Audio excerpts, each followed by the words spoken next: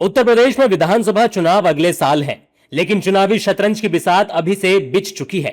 AIMIM प्रमुख असदुद्दीन ओवैसी ने Samajwadi party के अध्यक्ष अखिलेश यादव को गठबंधन का खुला ऑफर दिया है। कह दिया है कि बीजेपी को रोकना है तो साथ आना पड़ेगा। मुरादाबाद की जनसभा से एआईएमआईएम प्रमुख असदुद्दीन ओवैसी ने कहा, मजलिस नहीं चाहती कि उत्तर प्रदेश में भाजपा फिर से सरकार बनाए। मैं हाथ मिलाने को तैयार हूं, मैं गठबंधन बनाने को तैयार हूं। आज बातचीत का समय है। चुनाव खत्म होने के बाद पछताने की जरूरत नहीं है। प्रतिद्वंदी बनकर एक दूसरे के वोटों को छीनने के बजाय ओवैसी ने अखिलेश यादव के साथ हाथ मिलाने का प्रस्ताव रखा और कहा कि अगर अखिलेश बातचीत के लिए बैठेंगे तो वो भी बराबरी से अपनी बात रखेंगे। आप कहते हैं ओवैसी के चुनाव लड़ने से हमें नुकसान होगा। मैं आपके साथ चुनाव लड़ने के लिए तैयार हूं। हमारी लड़ाई हमारे सम्मान और न्याय के लिए है। हम चुपचाप नहीं बैठना चाहते, हम समानता चाहते हैं। अगर अखिलेश उस कुर्सी के सामने बैठते हैं तो ओवैसी भी उस कुर्सी के सामने पालथी मारकर बैठेंगे और अधिकारों और न्याय की बात करेंगे। लेकिन ओवैसी का यह ऑफर समाजवादी पार्टी को रास नहीं आया। सपा ने पलटवार करते हुए पूछा, जो ओवैसी हर वक्त समाजवादी पार्टी पर हमला बोलते हैं, वो अब गठबंधन की बात क्यों कर रहे हैं? तो ये सब ये विषय हमारे राष्ट्रीय अध्यक्ष के ऊपर है, माननीय अखिलेश जी पर।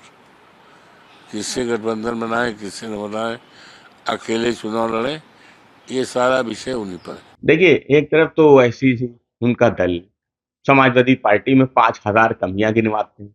ऐसी कोई रैली नहीं होती, ऐसा कोई मंच नहीं होता है जिस मंच से वो समाजवादी पार्टी को कोसते ना हो, समाजवादी पार्टी की बुराई ना करते हो। और बुराई करने के बाद भी, इतनी कमियां बताने के बाद भी अब्दुल दरी बिछाएगा, अब्दुल कुर्सी पे नहीं बैठेगा, फिर आपको गठबंधन भी करना है। तो ये जो लड़ाई है ओवैसी जी की, वो कहीं ना कहीं समझ में आती कि वो केवल समाजवादी पार्टी से लड़ाई है, भारतीय जनता पार्टी से उनकी कोई लड़ाई नहीं। फिर वो गठबंधन की भी बात करते हैं। कांग्रेस ने भी ओवैसी पर हमला बोला और कहा कि ओवैसी सिर्फ मुस्लिम राजनीति करते हैं, इसलिए उन्हें बीजेपी से गठबंधन करना चाहिए। ओवैसी साहब, माथे पर बंदूक लगा करके गठबंधन नहीं होती। आप सिर्फ और सिर्फ मुसलमानों की बात करते हैं और भारतीय जनता पार्टी सिर्फ और सिर्फ हिंदुओं की बात करती है।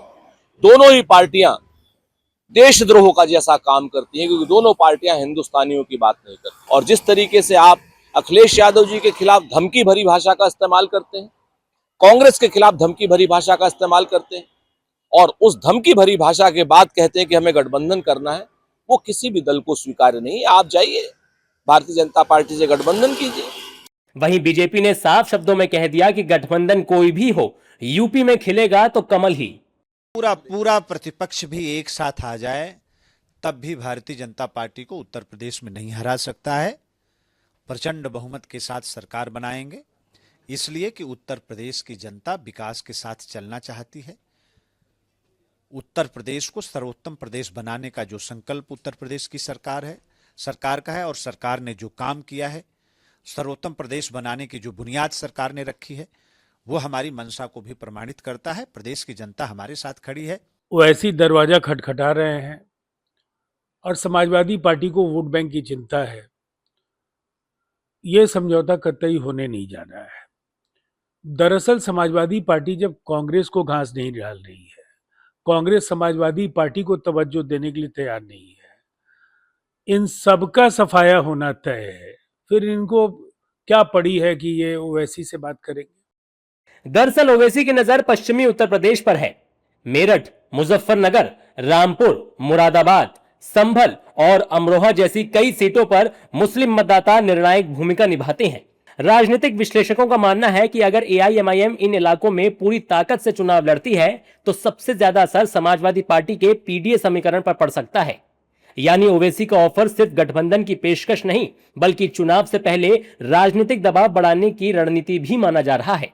अब देखना होगा कि चुनाव नजदीक आने तक यह बयानबाजी सिर्फ सियासी शोर बनी रहती है या फिर उत्तर प्रदेश की चुनावी तस्वीर में कोई नया समीकरण भी बनता है।